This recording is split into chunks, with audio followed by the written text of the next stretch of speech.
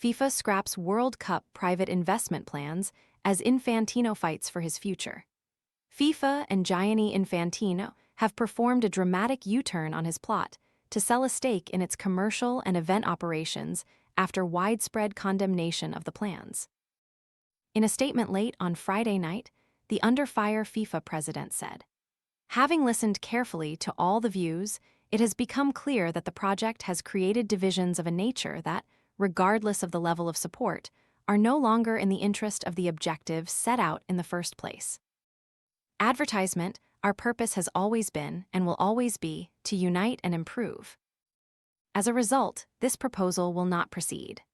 Infantino's proposal attracted major opposition from UEFA, Concacaf, and the Asian Confederation, AFC, with the European Confederation saying all 55 of its members would boycott FIFA competitions, including World Cups, if the plans remained on the table. Tired of spending forever chopping vegetables? This all-in-one prep tool dices and spiralizes ingredients directly into a handy container, helping make salads, sides, and meal prep faster and less messy. Want to get the best verified deal and see full details? Visit grabdeal.us/2 right now. FIFA responded with a statement early Friday morning in Europe, in which it insisted nobody is selling football, and that while it acknowledges and respects feedback and concern aired in public, it would press on with the proposals, adding that it reaffirms its commitment to an open and democratic consultation. But soon after FIFA released that statement, AFC followed up with its own statement saying it stood in solidarity with UEFA and Concacaf, the North and Central American Confederation. Infantino was then dealt two seismic internal blows. First, his advisor Carlos Cordero quit his role, eviscerating the plan in a statement that called it a bad deal for FIFA's member associations, a bad deal for football, and a bad deal for the long-term future of the game.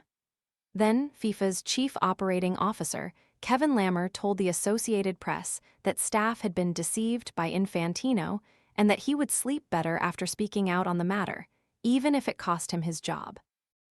"It is the project of one person," Lammer said.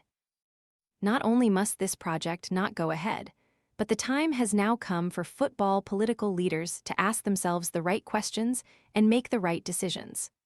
Joshua Kushner's venture capital firm Thrive had not pulled out of the deal as of Friday night. But that became moot once FIFA leadership ultimately decided to pull the plug via a statement. World Football's governing body had announced Tuesday that it wanted to set up a new private entity, FIFA Forward Enterprises, FFE, which would run its main events, such as the World Cups and Club World Cups, and that it was looking to sell a 21% minority stake in FFE to outside investors. Advertisement that sale would have aimed to bring in $4.2 billion, 2 BN, which FIFA said could have been immediately released to its 211 member associations as part of a new funding stream called the FIFA Fast Forward Program, FFFP. Under the plan, FIFA's total development funding would have topped $10 billion over the next 4 years. Despite the mounting criticism as the days passed, FIFA confirmed that if member associations were opposed to the FFE plan, but the proposal passed, those opposed would still receive $20 million, 14.9 M each in the 2027-30 cycle, followed by $22 million in 2030-134 and $24 million in 2030-538. Irrespective of whether any stake in FFE is sold to private investors. However, if that member association had agreed to the FFE proposal, it would receive $40 million in 2027-30, with the subsequent payments to remain the same. The three federations that went on record against FIFA's plan represent 137 of the 211 FIFA member associations. FIFA had said it would need a majority of its 211 member associations and approval from its 37-strong FIFA Council, which includes Infantino and the 8 FIFA vice presidents, for the proposal to advance.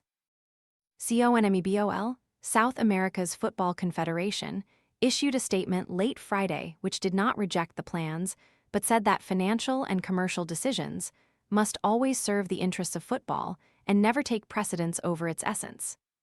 FIFA's statement a few hours later then took everything off the table. The Athletic reported that Infantino's future leadership of FIFA was questioned during the meetings of UEFA and Concacaf on Thursday. Infantino has been FIFA president since succeeding Sepp Blatter in February 2016 and had been expected to stand unopposed in the next election in March 2027. My clear impression at the moment is that he has lost a great deal of trust, Lise Klaveness, the president of the Norwegian Football Federation, told VG. Advertisement, we didn't vote for him last time, and we've been skeptical about this. There are many good things about FIFA, but if you take a lax approach to governance principles and rules, you quickly lose trust. Where does this leave Infantino? Analysis from Adam Crafton, this has been a humbling for Infantino. He began the week as the FIFA president who oversaw $15 billion in revenue from the summer's Men's World Cup, and many within the game were resigned to him, securing another term as president in next spring's election.